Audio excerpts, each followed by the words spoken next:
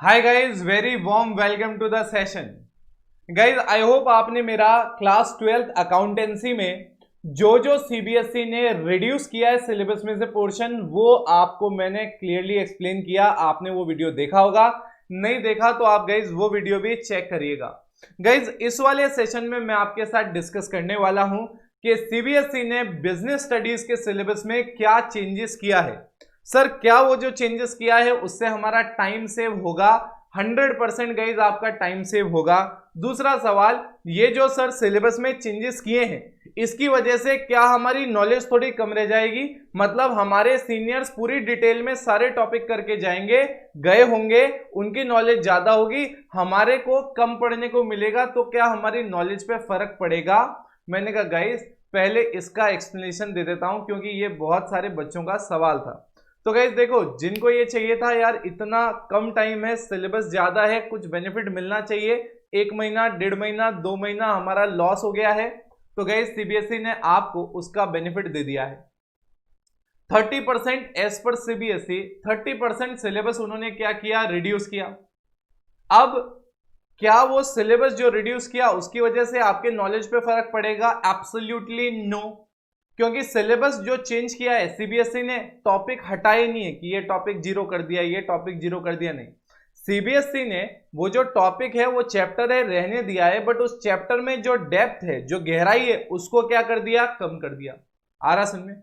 तो मैं आपके साथ डिस्कस करता हूं एक एक टॉपिक आपके साथ डिस्कस करता हूं। जो जो हटाया है आप प्लीज नोट डाउन करते हुए चलिए, आप प्लीज मार्क करते हुए चलिए, बुक में बड़ा बड़ा आप काट दीजिएगा, क्योंकि जो बुक्स आप खरीद चुके हो उन बुक्स में ये सारे के सारे टॉपिक्स होंगे।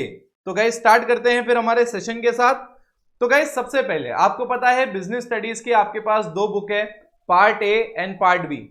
पार्ट ए में आपके पास 8 चैप्टर्स हैं। इन 8 चैप्टर्स में क्या क्या डिडक्शन हुआ है वो देखते हैं। देखो, चैप्टर नंबर 1 और 2 में कोई डिलीट नहीं हुआ है टॉपिक। डिलीशन जो चालू है वो चैप्टर नंबर 3 से। गाइस इसका भी लॉजिक बता देता हूं। यार देखो, मैं आपको डिटेल लॉजिक बताऊं। पार्ट ए में चैप्टर नंबर 1 और 2 में से कुछ नहीं हटा, पार्ट बी में से भी चैप्टर नंबर 1 और 2 में से कुछ नहीं हटा।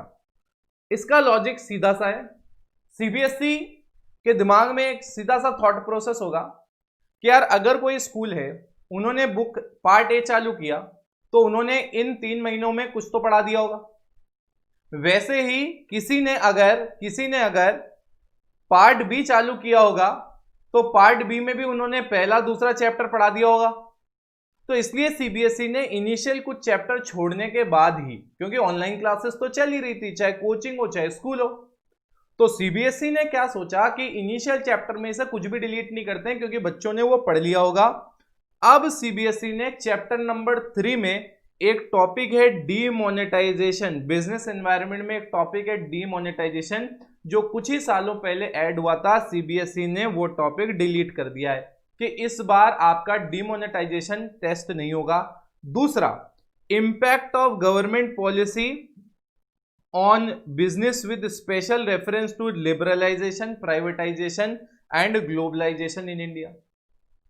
मतलब ये जो एलपीजी की पॉलिसी अडॉप्ट करी थी भारत में, उसके बाद भारत में बिजनेसेस पे बहुत इंपैक्ट आया था। तो इसका एक पूरे के पूरे पॉइंटर्स हैं, करीबन 7। तो सीबीएसई ने कहा ये 7 पॉइंटर्स भी आपके टेस्ट नहीं होंगे।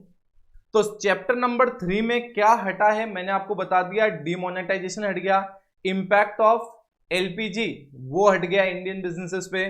चैप्टर नंबर 4 में टाइप ऑफ प्लान्स करके एक टॉपिक हुआ करता था। मतलब ये डिफिकल्ट पार्ट हुआ करता था, जिसमें standing plan, single use plan, objective, strategy, budget, policy, procedures, rules, ये बड़ा डिफिकल्ट पार्ट हुआ करता था। सीबीएसई ने कहा इस साल बच्चों को समय कम मिला, ये भी टेस्ट नहीं करेंगे। बड़ी आपके लिए रिलीफ है, आप मान के चलो।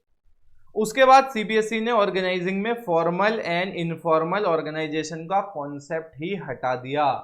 ये भी बहुत बड़ा रिलीफ है आपके लिए।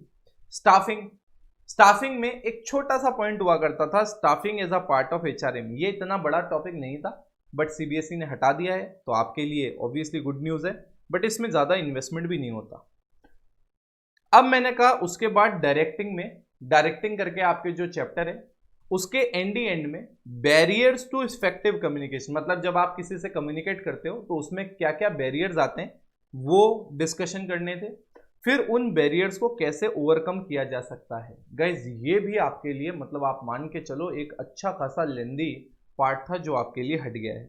उसके बाद कंट्रोलिंग में एक छोटा सा पॉइंट था, relationship between planning and controlling.